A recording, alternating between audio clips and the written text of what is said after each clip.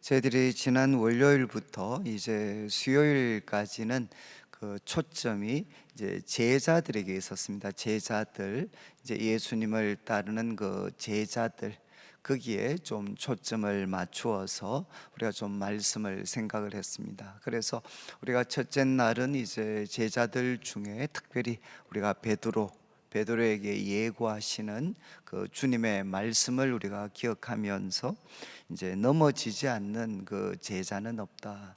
그러니까 참 나도 이렇게 넘어질 수가 있는 사람이다. 그래서 우리는 순간순간 우리가 예수님의 그 도우심을 우리가 구해야 될 사람들입니다. 그리고 이제 우리가 둘째 날은 이제 예수님께서 겟세마네 동산에서 참 기도하실 때 그 자리에 함께 했던 그 제자들이 이렇게 자고 있었습니다. 예수님께서는 이제 시험에 들지 않도록 참 기도하도록, 그리고 또 예수님께서 친히 참 본을 보여주셨지만 이제 제자들은 이렇게 깨어서 기도하지를 못했습니다. 그래서 그들은 결국 이제 예수님이 잡히시는 순간에 참 칼을 휘두르고, 그리고 또 그들은 도망하고 피하게 되는 이제 이런 그 쓰라린 그런 실패들을 경험을 하게 됩니다. 그리고 이제 저희들이 세 번째 어제 나누었던 말씀은 이제 베드로가 이제 예수님을 참 부인하게 되는, 그래서 결국 우리가 기도하지 못했을 때 이제 그의 그 장담과는 달리 여종이 너도 그 사람이다, 너도 그 사람에게 속했던 사람이다 라고 이야기를 할 때 이제 세 번이나 부인하게 되는 이제 이런 내용들을 우리가 함께 살펴봤습니다. 이제 오늘 우리가 살피는 그 내용은 이제 예수님을 이렇게 십자가에 못 박혀 죽으시도록 이제 결정하게 되는 아주 그 중요한 그런 장면입니다. 이제 장소는 그 재판정으로 이렇게 옮겨지게 됩니다. 여러분들이 이제 아시는 것처럼 예수님께서 이제 유다의 배신을 통해서 우리가 잡히게 됩니다. 잡히시고 나서 첫 번째는 어디로 가는가 하면 이제 대제사장 가야바의 집으로, 이제 가야바의 뜰로 끌려가게 됩니다. 그래서 거기에서 먼저 신문을 이렇게 받으시고, 그 다음 이제 간 곳이 어딘가 하면 사내들인 공회입니다. 공회. 이제 여기는 오늘날 같으면 뭐 국회 같은 기능을 하기도 하고, 또 아니면 이제 뭐 사법부와 같은 그런 기능을 하는 이제 유대인의 최고 결정 기관입니다. 이제 최고 결정 기관이 사내들인 이제 공회입니다. 그래서 사내들인 공회에서 이제 예수님께서 이제 신문을 받으시게 되죠. 바로 그 내용은 이제 22장 마지막 부분, 그러니까 바로 이제 오늘 살피는 23장 1절부터 나오는 내용의 바로 윗부분에 이제 예수님께서는 공회에서 신문을 받으시게 됩니다. 그리고 이제 예수님께서는 바로 자기가 하나님으로부터 온 그리스도인 것을 이제 말씀을 인용하면서, 다니엘서 7장의 말씀을 인용하면서 이렇게 답변을 하십니다. 그리고 이제 그들은 그 결정을 하죠. 이런 사람은 참 죽어야 된다라고 그들은 결정을 합니다. 그런데 이제 문제는 뭔가 하면 그 유대인들은 그 최고의 결정 기관이었지만 당시 로마의 지배를 받고 있었기 때문에 이들은 사형을 시킬 수 있는 권한을 갖고 있지 않았습니다. 그래서 사람을 죽일 수 있는, 사형을 선고할 수 있는 권한은 이제 로마가 파송한 총독, 이제 총독 빌라도가 이제 이 권한을 갖고 있습니다.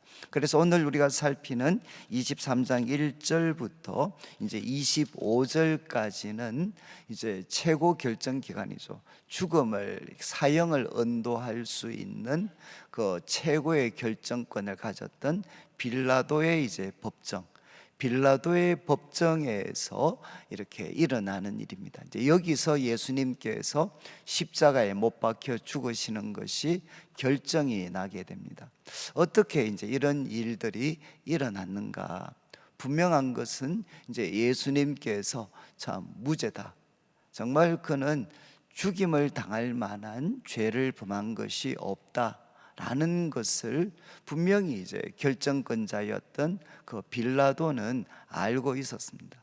알고 있었음에도 불구하고 왜 그가 이제 예수님을 향해서 사형을 언도할 수밖에 없었는가 하는 것을 우리가 간단하게 한번 살펴보고, 이제 이 말씀이 이제 우리들에게 주는 그런 교훈들이 무엇인가 하는 것들을 좀 살피도록 그렇게 하겠습니다. 이제 23장 1절 말씀을 보시면 이제 무리가 다 일어나 예수를 빌라도에게 끌고 가게 됩니다. 여기 나오는 이제 무리는 바로 위에 나오는 66절부터 71절까지 내용, 그러니까 일반 백성들이 아니고 사내들인 공회, 그 사내들인 공회의 구성원들입니다. 사내들인 공회의 구성원들. 그래서 그 사내들인 공회에서 이제 결정을 했죠. 이 사람은 자기를 하나님이 보내신 그리스도다라고 주장하는, 정말 이제 살아서는 안 되는 그런 사람이다 라고 그들이 뜻을 모으고, 이제 그 중에 이제 무리들이 다 일어나서 사내들인 공회에 속했던 유대 최고 지도자들이 이제 일어나서 예수를 빌라도에게 이제 끌고 가게 됩니다. 그리고 22절에는 고발하죠. 고발의 내용을 참 잘 보시면 이제 어디든 여러분이 이제 그 언어가 가질 수 있는 하나의 그 가장 어떻게 보면 죽일 수도 있고 살릴 수도 있는 힘들이 가장 생생하게 나타나는 곳 중에 하나가 이제 법정입니다. 법정. 그래서 법정에서 한 사람에 대한 잘못을 어떻게 이렇게 이야기를 하고, 그리고 또 그것을 어떻게 방어하느냐에 따라서 사람의 생과 사가 이렇게 결정이 됩니다. 그것처럼 이제 유대 최고 지도자들이 예수님의 잘못을 어떻게 이제 빌라도에게 고소를 했는가 내용을 한번 보시면 2절에 우리가 이 사람을 보니까 이제 우리 백성을 미혹했습니다. 우리 백성이 엉뚱한 길로 가게 했다는 겁니다. 엉뚱한 길로 가게 하고, 그 다음 이제 가이사에게 세금 바치는 것을 금했습니다. 가이사에게 세금 바치는 것을 금했습니다. 그리고 또 표현을 합니다. 자칭 왕 그리스도라 하더이다. 자칭 왕이고 그리스도라 하더이다. 여러분, 이제 이 세 가지 고소의 내용은 결국 무엇이죠? 결국 한마디로 하면 로마가 우리에게 주고 있는 평화, 그 평화가 유지되기 위해서는 이런 사람은 이제 죽어야 된다는 겁니다. 여기 보면 백성을 미혹했다. 이 미혹은 무엇에 대한 미혹입니까? 결국 뒤에 나오는 내용을 보면 지금 로마 황제 가이사를 우리가 잘 섬기고 그 사람이 주는 평화에 우리는 정말 기뻐하고 있는데, 그런데 이 사람이 우리를 미혹했습니다. 이때 미혹은 하나님을 떠나도록 한 게 아니라 로마 황제, 로마를 섬기는 거에서부터 사람들의 마음을 미혹했습니다. 로마를 못 섬기도록 한 사람입니다. 그래서 뒤에 나오는 그 증거를 대죠. 지금 가이사에게 세금 바치는 것을 금합니다. 여러분, 총독이 와서 해야 되는 가장 중요한 일이 무엇이겠습니까? 식민지 백성들을 다스리면서 그들에게 세금을 거두어서 바로 지배하고 있는 본국으로 이제 보내는 역할이 가장 큰 역할이고, 그리고 백성들이 얼마나 이제 그 사회가, 식민 사회가 안정이 되어 있는가라는 것을 나타내는 척도가 세금 징수입니다. 그런데 지금 이 사람은 가이사에게 세금 바치는 것을 금했습니다. 이것도 사실은 거짓 증거죠. 우리 앞에서 잘 아는 것처럼 이제 이 세금과 관련된 논쟁이 있었죠. 논쟁. 그래서 가이사의 얼굴이 그려져 있는 돈, 화폐, 그걸 가져와서 이제 이 가이사의 세금을 바쳐야 되느냐 말아야 되느냐, 이런 논쟁들이 있었습니다. 그런데 지금 이제 백성들은 이야기합니다. 세금 바치는 것을 금하게 했습니다. 그리고 또 하나는 자칭 왕 그리스도라 하더이다. 여기도 참 재밌는 표현은 보통 일반적으로는 스스로 그리스도입니다. 이스라엘 앞에 바로 나오는 여러분들이 66절부터 71절에 나오는 내용에는 사내들인 공회에서는 왕이라는 표현이 등장하지 않습니다. 그냥 그리스도다. 왜? 그 사람들은 유대인들이 모여 있습니다. 그런데 지금 자기들이 지금 본문에서는 설득시켜야 될 사람이 로마 총독이죠. 로마 총독. 그러니까 이제 예수님을 무엇이라고 이렇게 묘사를 했느냐, 그리스도다라고 이야기하지 않고 왕 그리스도라 이렇게 이야기를 합니다. 그러니까 강조점은 왕에 있죠. 스스로를 왕이라고 주장한 사람입니다. 결국 이 말은 로마의 평화를 가장 위협할 수 있는 인물입니다. 이렇게 예수님을 고소합니다. 그러니까 3절에 빌라도가 예수께 묻습니다. 너가 유대인의 왕이냐? 그러니까 예수님께서 간접적으로 말씀하시죠. 내 말이 옳다. 그리고 4절에 빌라도가 대제사장들과 무리에게 이야기를 합니다. 뭐라고 이야기하는가 하면 내가 보니 이 사람에게 죄가 없다. 그러니까 지금 그들은 이 어떤 로마의 어떤 가장 위협이 될 수 있는 인물이라고 이야기를 했는데, 예수님과 이렇게 대화를 나누었을 때, 신문했을 때 지금 유대 지도자들이 이야기했던 것처럼 로마에 대한 그 불타는 정오심을 갖고 백성들을 선동해서 로마에 대항하도록 하는 그런 일과는 예수님은 뭐 상관이 없는 것처럼 보이셨죠. 그러니까 이제 이 사람들에게 이야기하면 이 사람에게는 죄가 없다. 그리고 5절 말씀에 그러니까 이제 무리가 어떻게 반응을 하나? 더욱 강하게 말을 합니다. 더욱 강하게 말을 하면서 내용은 그가 온 유대에서 가르치고 갈릴리에서부터 시작하여 여기까지 와서 백성을 소동하게 합니다. 그러니까 지금 이제 뭐라고 이야기하는가 하면, 지금 총독은 모르셔서 이야기를 하시는데 이 사람은 갈릴리부터 시작을 해서 이곳까지 와가지고 온 유대를 지금 소동하게 하는 그런 위험한 인물입니다. 이렇게 또 이야기를 합니다. 그런데 7절, 6절 말씀을 보시면 이제 빌라도가 듣고 누가복음만 기록하고 있는 표현인데, 이제 빌라도가 이렇게 들었습니다. 들으니까 참 당혹스럽죠. 자기가 볼 때는 예수님은 그런 인물이 아닌데, 죄가 없는데 지금 이제 유대 백성들의 그 지도자들이 지금 뭐 강하게 저항을 하고 있습니다. 그러니까 자기도 뭔가 이렇게 벗어나야 될 방법이 있으면 좋았는데, 지금 그들이 뭐라고 이야기했느냐? 갈릴리에서부터 시작을 했다라고 이야기하는 거죠. 그러니까 이제 가이사에게는 정말 좋은 게 생각이 났습니다. 그게 뭔가 하면 이제 갈릴리 지역을 다스리는 왕은 헤롯 안티바스입니다. 여기 나오는 이제 헤롯입니다. 헤롯이 지금 이 갈릴리 지역을 다스리고 있습니다. 원래 여러분들이 이 이스라엘 사회는 총독 관저는 예루살렘에 있는 게 아니고 가이사랴에 있습니다. 가이사랴. 그리고 또 이제 헤롯도 원래는 갈릴리를 다스리고 있는 왕입니다.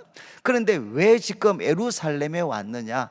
이때가 유월절이었기 때문에, 유대인들이 가장 많이 모이는 유월절이었기 때문에 그 지역의 치안을 잘 유지하기 위해서 지금 이제 이 지도자들이 예루살렘에 와 있는 거죠. 그러니까 원래 갈릴리에 있었던 지금 헤롯이 여기 와 있으니까 이제 이야기하는 겁니다. 이 재판에 대한 결정을 헤롯에게 넘기는 거죠. 왜냐하면 관할이 갈릴리 관할이니까. 그래서 이 어떤 그 빌라도가 예수님을 이제 이 헤롯에게 보내게 됩니다. 그리고 7절 말씀이 이제 헤롯에게 보내게 되고 8절에 헤롯의 반응이 나옵니다. 헤롯이 예수를 보고 정말 좋아합니다. 왜냐하면 그의 소문을 들었기 때문에 정말 한번 보고 싶었다는 거죠. 한번 보고 싶어 한지 오래다. 그리고 그가 이제 예수님을 보고 싶었던 것은, 싶어 했던 것은 믿기 위해서가 아니라 뭐라고 기록합니까? 이적 행하심을 볼까 바라던 연고다. 정말 예수님이 행하신다고 하는 그 기적들을 한번 행하는 거, 자기 눈으로 직접 보고 싶었다는 거죠. 그래서 예수님을 보고 참 기뻤습니다. 그런데 9절 말씀에 여러 말로 물었지만 예수님이 대답을 하지 않으시고, 또 똑같이 10절을 보십시오. 10절에 대제사장들과 서기관들이, 이제 대제사장은 종교적인 권력을 가진 사람들이고, 서기관들은 누군가 하면 오늘날 신학자에 해당하는 사람들입니다. 신학자에 해당하는 사람들. 대제사장들과 서기관들이 서서 힘써 이제 고발을 합니다. 그리고 11절에 이제 헤롯이 그들의 고발을 들었지만 특별한 잘못을 찾을 수가 없습니다. 그러니까 예수님을 조롱하는 뜻에서 오히려 빛난 옷을 입히고 빌라도에게 이렇게 도로 보내게 됩니다. 이제 이러니까 빌라도가 결국은 이 헤롯의 손을 통해 가지고 어떤 결정을 얻기를 원했는데 헤롯이 별로 도움이 되지를 못했습니다. 그래서 이제 다시 돌려보내게 되고 13절에 빌라도가 대제사장들과 관리들과 그다음에 이제 여기에서 처음 백성들이 나옵니다. 이제 대제사장들, 관리들, 이까지는 다 지도자들이죠. 지도자들. 그런데 이제 일반 백성들도 불러 모으게 됩니다. 그리고 14절에 이제 이야기합니다. 너희가 이 사람이 백성을 미혹하는 자라 해서 끌고 왔는데 내가 너희 앞에 지금 신문을 했다. 신문. 그런데 결론이 뭔가 하면 14절에 이 사람에게서 죄를 찾지 못했다는 겁니다. 죄를 찾지 못했고 15절에 헤롯 이야기를 합니다. 헤롯이 또한 그렇게 하여 그를 우리에게 도로 돌려보냈다는 거죠.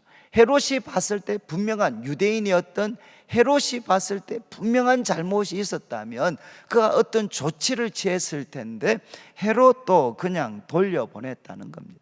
그래서 15절 마지막에 또 강조합니다. 이제 보라, 그가 행한 일에는 죽일 일이 없다. 죽일 일이 없다. 그리고 이제 16절에 그러니까 이제 주의하도록 내가 때려서 놓겠다, 이렇게 이야기를 합니다. 그러니까 이제 18절에 무리가 이제 반응을 보이죠. 무리가 일제히 소리를 지릅니다. 우리가 일제히 소리를 지르면서 이제 이 사람을 없이 하십시오. 그리고 이제 명절의 전례, 우리도 왜 큰 국가 공휴일을 맞이하면 한 번씩 사면하는 그런 일들이 우리나라도 있습니다. 그러니까 큰 그런 절기에는 이제 어떻게 보면 어떤 큰 범죄자를, 유명한 범죄자를 사면해 주는 이제 이런 것들이 이 당시 사회에도 있었습니다. 그래서 이제 이 사람들이 요구하는 거죠. 이제 유월절 절기니까 전례대로 바라바, 이 사람은 없애고 바라바를 우리에게 놓아 주십시오. 그리고 19절에 이 바라바는 이제 밀란을 일으켰고 살인을 범해서 옥에 갇힌 자인데, 이런 인물은 오히려 이제 놓아주고 이제 예수님을 없이 하도록 이야기를 합니다. 그리고 20절에 빌라도가 예수를 놓고자 하여 다시 그들에게 이야기합니다. 그러니까 빌라도는 끝까지 참 예수님을 놓으려고, 죄가 없으니까 예수님을 놓아주려고 했는데, 그래서 21절 그들은 더 소리 지릅니다. 그를 십자가에 못 박게 하소서, 십자가에 못 박게 하소서. 정말 거의 뭐라고 할까, 이렇게 광난이죠, 광난. 우리 어떤 십자가에 못 박게 하소서, 십자가에 못 박게 하소서. 그러니까 22절에 빌라도가 세 번째 이야기합니다. 아니, 이 사람이 무슨 악한 일을 했느냐? 나는 그에게서 죽일 죄를 찾지 못했다. 때려서 놓겠다. 그러니까 23절에 그들이 큰 소리로 재촉하여 십자가에 못 박기를 참 구하게 됩니다. 그리고 이제 누가는 이렇게 표현합니다. 그들의 소리가 이긴지라. 정말 풀어주려고 하는, 예수님에게 죄가 없으니까 풀어주려고 하는 이 빌라도를 이제 그들의 그 큰 소리가 결국은 이기게 됐다는 겁니다. 이기게 되어서 24절 이제 재밌는 표현이 나옵니다. 빌라도가 그들이 구하는 대로, 이제 옳은 대로가 아니라, 여러분 무죄였으니까 무죄면 풀어주는 게 옳은 거죠. 그런데 이제 빌라도가 옳은 대로, 그가 확인한 그 진리의 근거에서, 사실의 근거에서 행동하는 것이 아니라 그들이 구하는 대로 하기를 언도합니다. 그러니까 그들이 구하는 대로, 그들이 원하는 대로 이제 빌라도는 해주게 됩니다. 그리고 25절에는 그들이 요구하는 자, 밀란 살인으로 말미암아 옥에 갇힌 자는 놓아주고 이제 예수는 넘겨주어 그들의 뜻대로 하게 됩니다. 결국 이제 예수님께서 십자가에 못 박히신 것은 예수님께서 죄가 있어서 못 박히신 것이 아니죠. 결국 두 부류의 사람입니다. 하나는 이제 유대인의 그런 대제사장과 그리고 서기관, 그러니까 산헤드린 공회로 대표되는 유대 그런 종교 지도자들, 종교와 정치 지도자들이 가장 결정적인 그런 역할을 했고, 그리고 두 번째는 정말 버티긴 버텼지만 이제 백성들의 그 압력에 굴복하게 되었던 이제 빌라도. 그래서 사실대로 진리대로 판단한 것이 아니라 백성이 원하는 대로 판단했던 이제 빌라도가 예수님께서 십자가에 못 박히시는데 결정적인 이제 역할을 하게 됩니다. 여러분 아마 지금 자막에 이제 마가복음 15장 10절과 15절 말씀이 나올 텐데, 이제 아마 이걸 제일 잘 요약하는 겁니다. 여러분 왜 이렇게 대제사장들이, 종교 지도자들이 예수님을 십자가에 못 박았겠습니까? 십자가에 못 박으려고 왜 그렇게 필사적으로 노력을 했겠습니까? 왜 그렇게 노력을 했겠습니까? 사실 이제 마가는 이 표현을 씁니다. 이는, 지금 빌라도에게 와서 예수님을 죽여야 된다라고 강하게 주장했던 대제사장들, 그런데 이제 빌라도는 알았습니다. 왜? 그가 대제사장들이 시기로 예수를 넘겨준 줄 알미르라. 시기심 때문에 이제 넘겨준 줄 알미라. 여러분 언제 시기심이 이렇게 작동이 되죠? 이제 나보다 더 탁월한 사람이 나타납니다. 그리고 그 탁월한 사람 때문에 결국 어떤 일이 생기느냐, 요즘 우리가 즐겨하는 표현으로 하면 내가 가지고 있는 기득권이 흔들리게 될 때 나보다 더 탁월한 인물이 나타나고, 그리고 그의 등장 때문에 내가 가지고 있는 기득권, 그 기득권이 흔들리게 될 때 사람들은 무엇을 하느냐? 시기를 하게 됩니다. 그리고 이거는 일반 백성의 지도, 일반 백성들의 시기심과는 달리 여기는 이제 시기심의 대상이 누구죠? 바로 이스라엘에서 가장 거룩하고 경건하다고 이야기하는 지도자들입니다. 종교 지도자들입니다. 여러분 가장 거룩하다고 주장했던 지도자들이 바로 예수님을 십자가에 못 박았던 거죠. 십자가에 못 박는데 결정적인 역할을 했습니다. 왜 그렇습니까? 바로 그들의 시기심 때문에, 그리고 그들의 기득권을 지키기 위해서 그들은 어떻게 했느냐? 예수님을 향해 예수님을 필사적으로 십자가에 못 박도록 이제 그런 행동들을 했습니다. 사실 이제 성경이 이야기하는 인간이 죄인이다라는 것은 여러분 일반 우리 성도들, 만약에 저와 같은 목회자들이라면 일반 성도들이 이렇게 잘못했다, 죄에 대한 이야기를 가장 많이 책망을 합니다. 그러나 성경이 특별히 복음서가 기록하고 있는 것은 뭔가 하면 인간이 죄인이다 라는 것이 가장 극명하게 드러나는 것은 예수님 당시에도 종교 지도자들이었다는 겁니다. 가장 거룩한 나라, 가장 거룩한 도시에서 가장 거룩한 사람들이 바로 예수님을 십자가에 못 박았습니다. 여러분, 이것은 오늘날에도 동일합니다.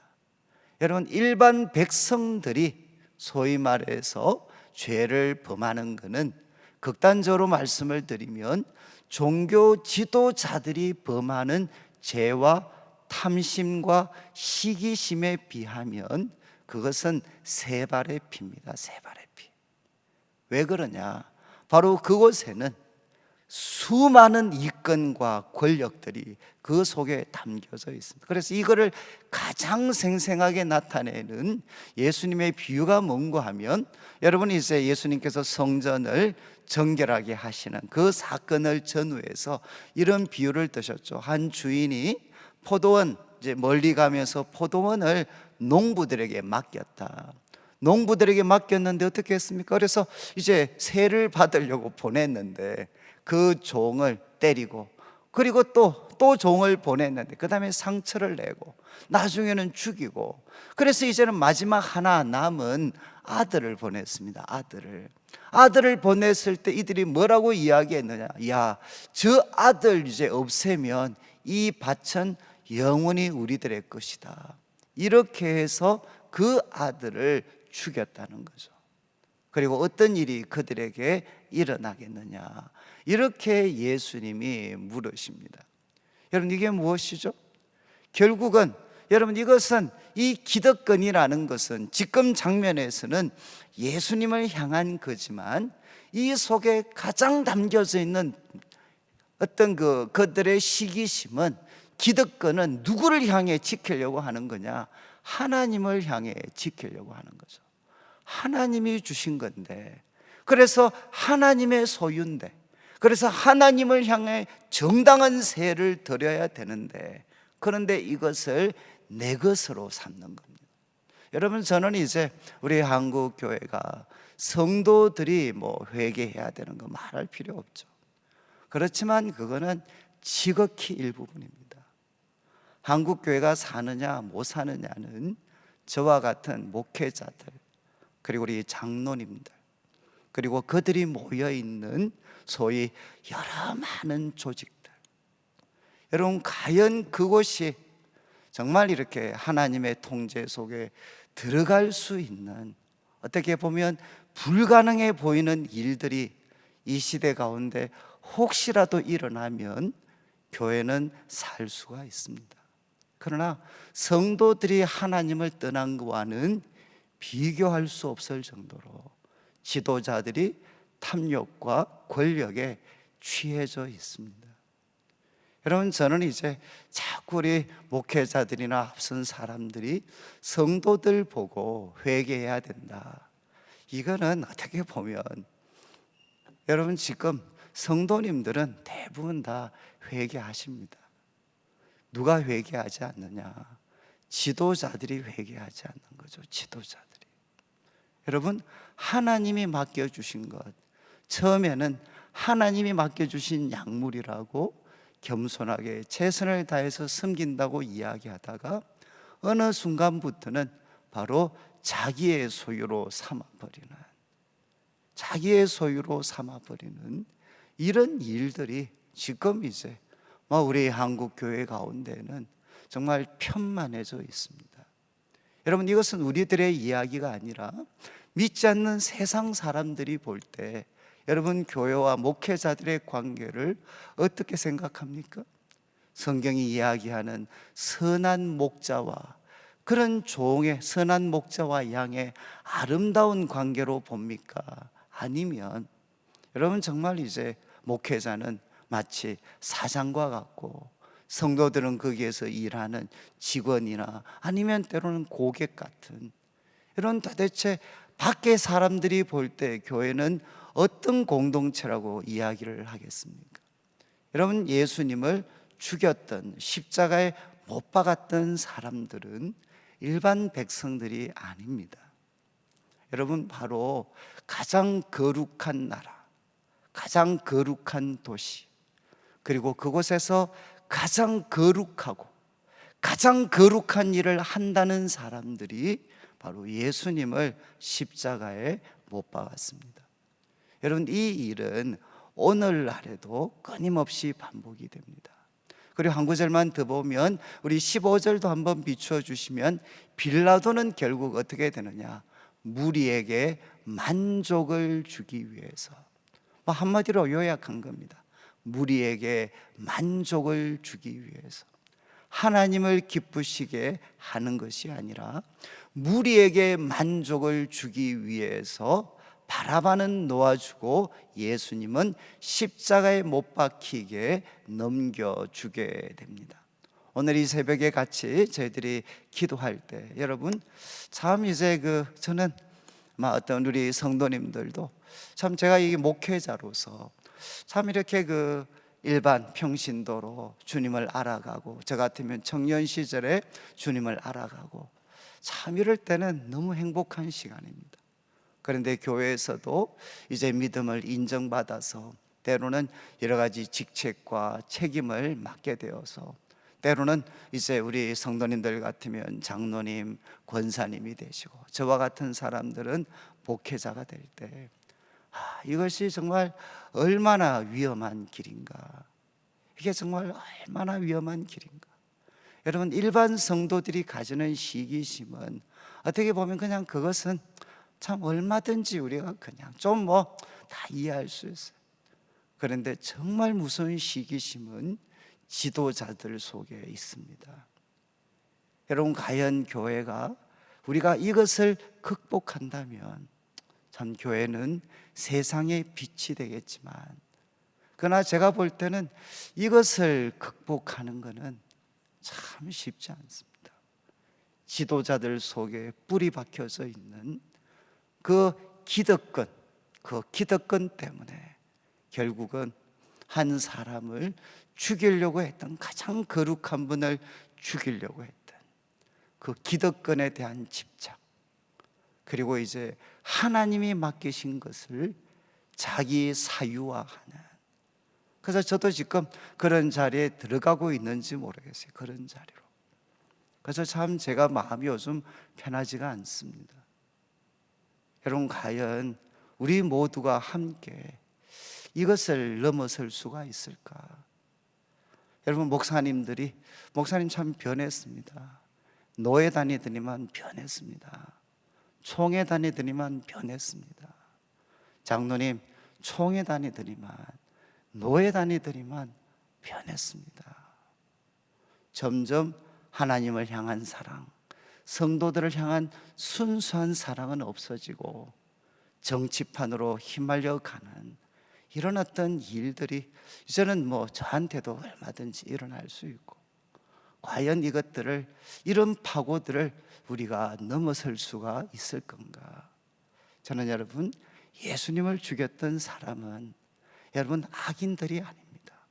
앞에서도 말씀드렸듯이 가장 거룩한 나라, 가장 거룩한 도시, 가장 거룩한 사람, 가장 거룩한 일을 하는 사람들이 바로 예수님을 십자가에 못 박았습니다. 그러면 오늘날에도 여러분, 가장 끔찍한 하나님 앞에 범한, 하나님 앞에 가장 끔찍한 범죄는 어디서 일어나는가? 여러분, 이 세상에 소위 말해서 우리가 손가락질하는 그곳이 아닙니다. 그곳에서 하나님 앞에 끔찍한 범죄가 일어나는 게 아니라 가장 거룩한 도시, 가장 거룩한 사람들, 바로 거기에서 가장 끔찍한 범죄가 일어날 수 있고, 바로 거기에 나도 포함되어져 있습니다. 여러분들도 포함이 되어져 있습니다.